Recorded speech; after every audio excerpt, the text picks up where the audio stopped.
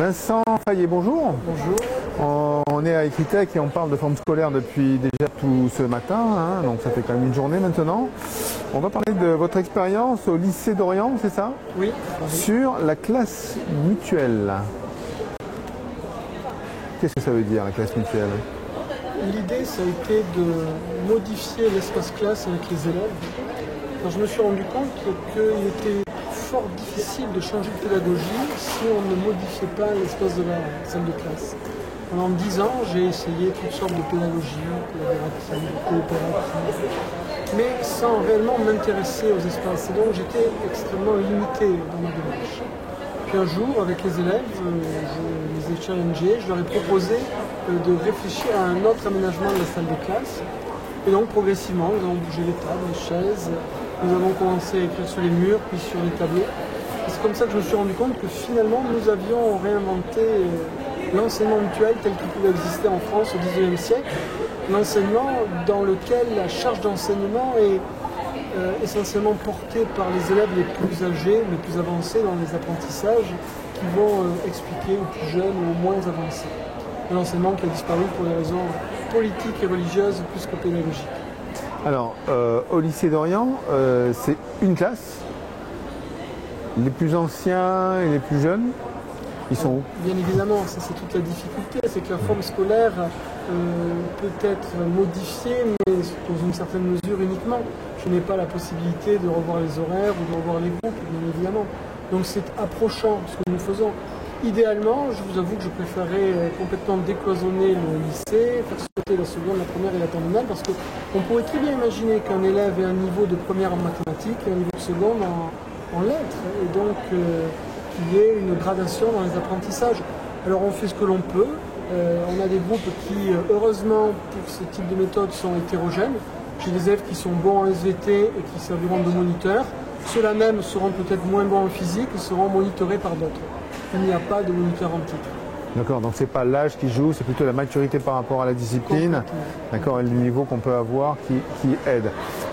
Sur les espaces, est-ce que ça vous est arrivé de travailler d'autres enseignants de votre lycée ou est-ce que vous êtes seul?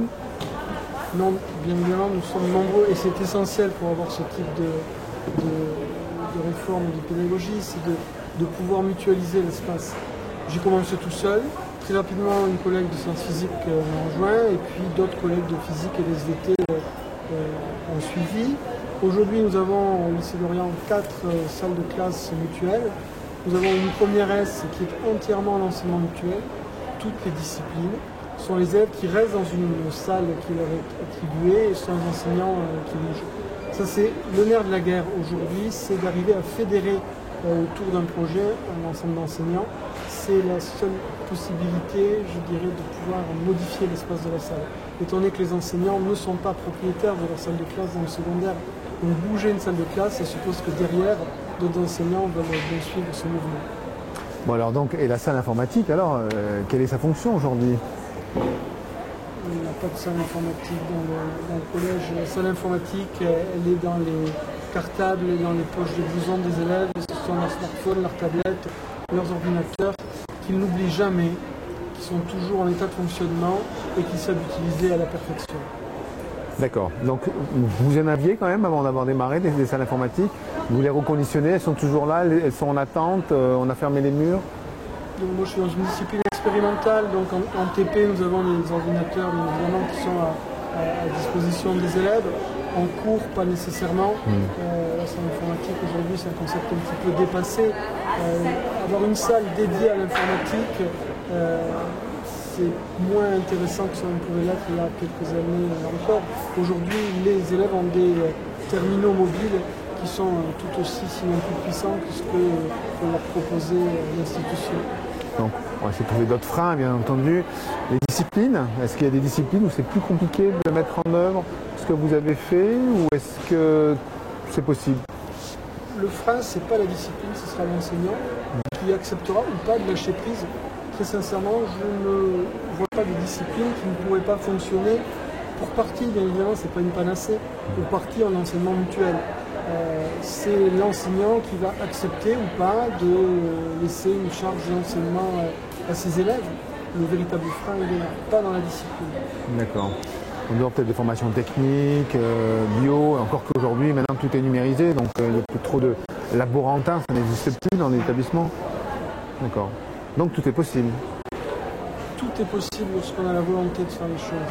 On peut, à peu de frais, modifier une salle de classe, même à zéro frais, il est possible de changer la salle de classe. Il suffit qu'il y ait les bonnes énergies qui soient ensemble et qui actionnent le levier dans le même sens. C'est ça qui est essentiel. Le rôle de l'enseignant est primordial, hein, vous l'avez dit. On a parlé aussi du rôle des élèves mutuels. Est-ce que ces projets-là ont été co-construits avec les élèves? Est-ce qu'il y a une implication plus forte des élèves? Ou c'est quand même l'enseignant qui est toujours moteur dans ce genre de démarche? Au départ, ça a été une co-construction avec les élèves.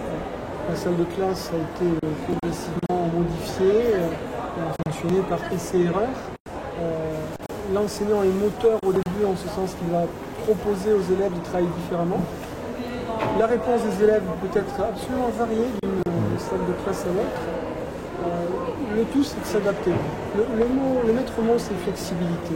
Il ne s'agit pas, je dis souvent, de remplacer un dogme par un autre. Il ne s'agit pas de remplacer le dogme de l'immobilité par celui de la mobilité, du magistral par le collaboratif. L'essentiel, c'est d'avoir une offre de formation qui soit diverse, parce que, jusqu'à preuve du contraire, nos élèves sont divers et tous les élèves ne peuvent pas apprendre au même rythme et de la même façon. Donc l'idée, c'est de vraiment pouvoir adapter chaque situation, chaque cas à l'élève en fonction des situations, en fonction du temps, en fonction de la discipline, flexibilité. Le regard des parents d'élèves? Très positif. Très positif. Quelques mois, on a eu une réunion de pré-rentrée dans mon établissement et la plupart des parents ont fait remonter quelque chose qu'on n'avait pas nécessairement perçu. Ils nous ont dit qu'il y avait quelque chose qui avait changé chez leurs enfants, c'est qu'ils avaient retrouvé le plaisir d'aller à l'école. Et moi, quand on m'a dit ça, on m'a tout dit. Et bien, sur ces beaux mots, on va rester là. Merci.